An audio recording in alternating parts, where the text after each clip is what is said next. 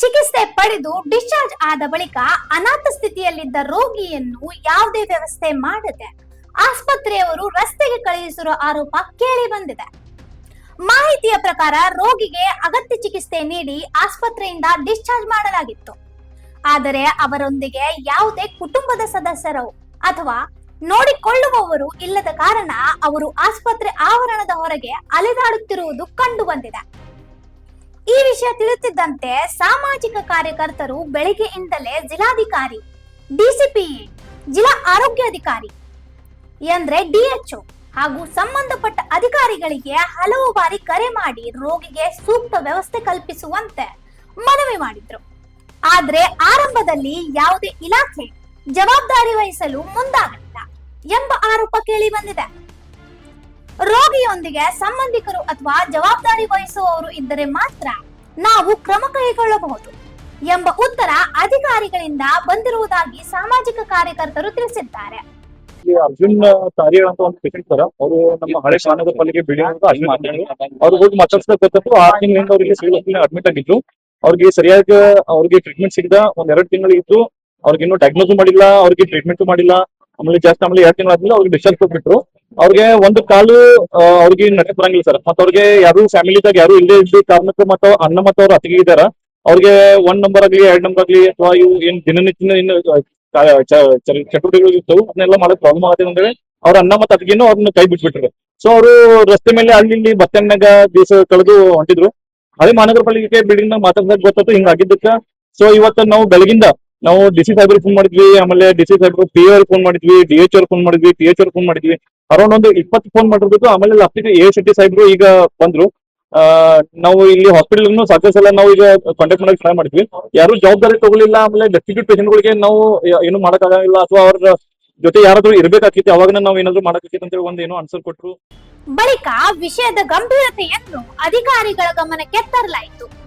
ಅಂತಿಮವಾಗಿ ಆಸ್ಪತ್ರೆ ಅಧಿಕಾರಿ ಸ್ಥಳಕ್ಕೆ ಆಗಮಿಸಿ ರೋಗಿಗೆ ಅಗತ್ಯ ಚಿಕಿತ್ಸೆ ಹಾಗೂ ಸಂಪೂರ್ಣ ಆರೈಕೆ ಜವಾಬ್ದಾರಿಯನ್ನು ಆಸ್ಪತ್ರೆ ವಹಿಸಿಕೊಳ್ಳುವುದಾಗಿ ಭರವಸೆ ನೀಡಿದ್ರು. ಯಲ್ಲಪ್ಪ ತಾರಿಯಾಳ ಪೇಷಂಟ್ ಆಕ್ಚುಲಿ ನಮ್ಮಲ್ಲಿ ಒಂದು 2 ಮಂತ್ಸ್ ಅಡ್ಮಿಟ್ ಇದ್ದಾರೆ. ಅವರಿಗೆ ಯಾರು ಅವರ ಜೊತೆಯಲ್ಲಿ ಯಾರೂ ಇಲ್ಲ, ಅವರ ಸಂಬಂಧಿಕರು ಯಾರೂ ಇಲ್ಲ. ಅವರು ನಮ್ಮಲ್ಲಿ ಒಂದು 2 ತಿಂಗಳ ಅಡ್ಮಿಟ್ ಇದ್ದಾರೆ. ಅವರು ಸ್ವಲ್ಪ ನರ ದೌರ್ಬಲ್ಯದಿಂದ ಬಳಲ್ತಿದ್ದಾರೆ, ಅಂದರೆ ಕಾಲಿನಲ್ಲಿ ಶಕ್ತಿ ಇಲ್ಲ. ಅದಕ್ಕಾಗಿ ಅವರು ಏನಾಯ್ತು 2 ಮಂತ್ಸ್ ಇದ್ದು ಮತ್ತೆ ನಮ್ಮ ಡಾಕ್ಟರ್ಸ್ ಡಿಸ್ಚಾರ್ಜ್ ಮಾಡಿದ್ದಾರೆ. ನಾನು ಆ್ಯಕ್ಚುಲಿ ಅವರಿಗೆ ಈಗ ಏನಾಗ್ತದೆ, ಈಗ ನ್ಯೂರೋಸರ್ಜನಿಗೆ ತೋರಿಸಿ ಮತ್ತೆ ಮುಂದಿನ ಏನು ಚಿಕಿತ್ಸೆ ಬೇಕು ಅದನ್ನೆಲ್ಲ ಮಾಡ್ತೇವೆ.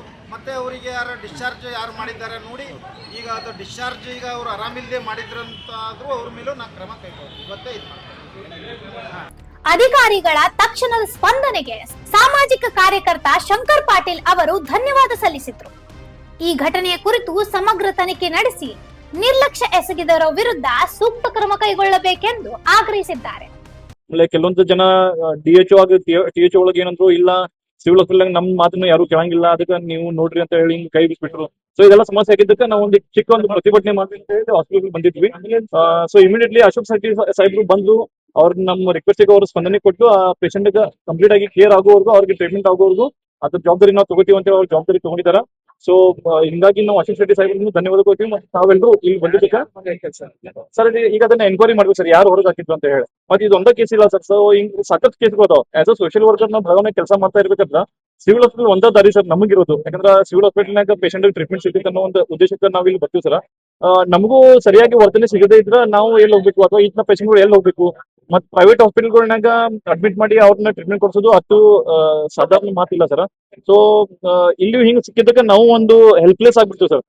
ಸೊ ಇವತ್ತೇನೋ ನಮ್ಗೆ ಅಶೋಕ್ ಸಾಹೇಬ್ರು ನಮ್ಗೆ ಒಂದು ಆಶ್ವಾಸನೆ ಕೊಟ್ಟಿದ್ರು. ಈಗ ಯಾರು ಅದನ್ನ ಮಾಡ್ಯಾರೋ ಅವ್ರ ಮೇಲೆ ಆಕ್ಷನ್ ತಗೋತೀನಿ ಅಂತ ಅಂದಾರ. ನಮ್ದು ಉದ್ದೇಶ ಒಂದೇ ಸರ್, ಇಲ್ಲಿ ಸಿವಿಲ್ ಹಾಸ್ಪಿಟಲ್ನಾಗ ಬಡವರು ಪೇಷಂಟ್ ಅನ್ನ ಬರ್ತಾರ, ಅವ್ರಿಗೆಲ್ಲ ಒಂದ್ ಸರಿಯಾದ ಟ್ರೀಟ್ಮೆಂಟ್ ಸಿಕ್ಕ, ಸರಿಯಾದ ಒಂದು ಸ್ಪಂದನೆ ಸಿಕ್ಕ್ರ ಅದು ಒಂದು ದೊಡ್ಡ ಮಾಡ್ತಾರ. ಡಾಕ್ಟರ್ಗಳನ್ನ ದೇವರಂತ ಪೂಜೆ ಮಾಡ್ತಾರ ಸರ್ ನಮ್ ಜನ. ಸೊ ಅವರು ಅದನ್ನು ಆ ಭಾವನೆ ಏನು ಜನರ ಮನಸ್ಸಿನಾಗ ಏನ್ ಭಾವನೆ ಐತೆ ಅದನ್ನ ಎಲ್ಲ ಡಾಕ್ಟರ್ಗಳು ಇಲ್ಲಿ ನರ್ಸಿಂಗ್ ಸ್ಟಾಫ್ ಎಲ್ಲರೂ ಇಟ್ಕೋಬೇಕಂತ ಒಂದು ವಿನಂತಿ ಮಾಡ್ತೀನಿ ಸರ್. ಶಂಕರ್ ಪಾಟೀಲ್ ಅಂತ ಸರ್. ಇಂಥ ಇನ್ನೂ ಅಪ್ಡೇಟ್ಗಳಿಗಾಗಿ ಫಾಲೋ ಮಾಡಿ ವಾಯ್ಸ್ ಆಫ್ ಏನುಗ್ರಾಮ್ಗೆ.